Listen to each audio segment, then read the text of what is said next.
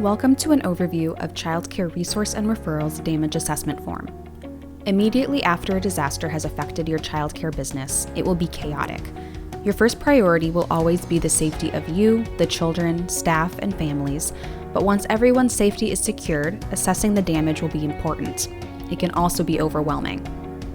The damage assessment form is designed to help you capture key information in one location. Once it has been completed, it will also help you communicate to key groups of people throughout the recovery stage.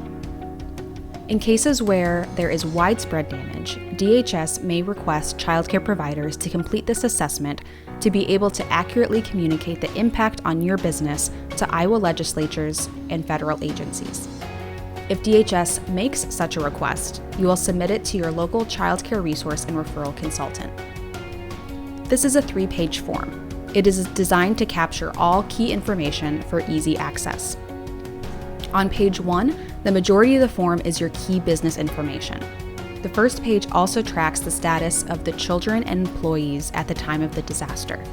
Again, different groups who will be reaching out to help you following the emergency event may be asking you for information like how many were present, how many received injuries, was everyone accounted for following the disaster, were all the children reunited with their guardians, and other versions of this information.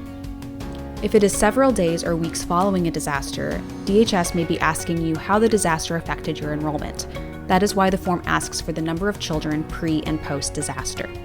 Page 2 of the damage assessment form covers the current operation status of the program and a summary of damages. The operations information is very important, especially if the disaster event is widespread. It'll be vital to let CCR&R and DHS know the extent of your damages and if your business is closed as a result. In such cases, the families you serve will need to find temporary alternative care. If you are open, but other child care businesses sustain damage in your community and are therefore closed, families may be referred to your business. It is possible that your business did receive damage but is still operational.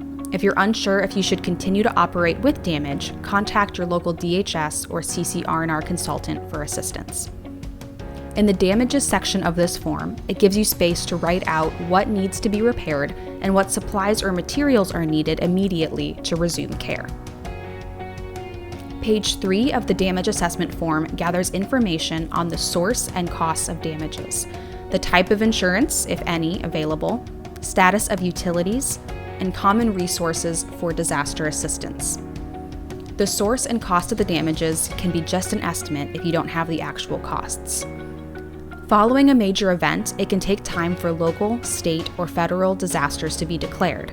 A variety of types of assistance may be available at each level. Check with your local CCR&R staff following the disaster to see if they know of any funding. Again, at times, DHS will request that providers complete this form to report to state and federal funding sources about child care impact. If DHS requests providers to complete this form, please submit it to your local child care consultant. This form is available as both a PDF and a Word document. The latter is helpful if you'd like to modify the form to capture additional information or ask other questions.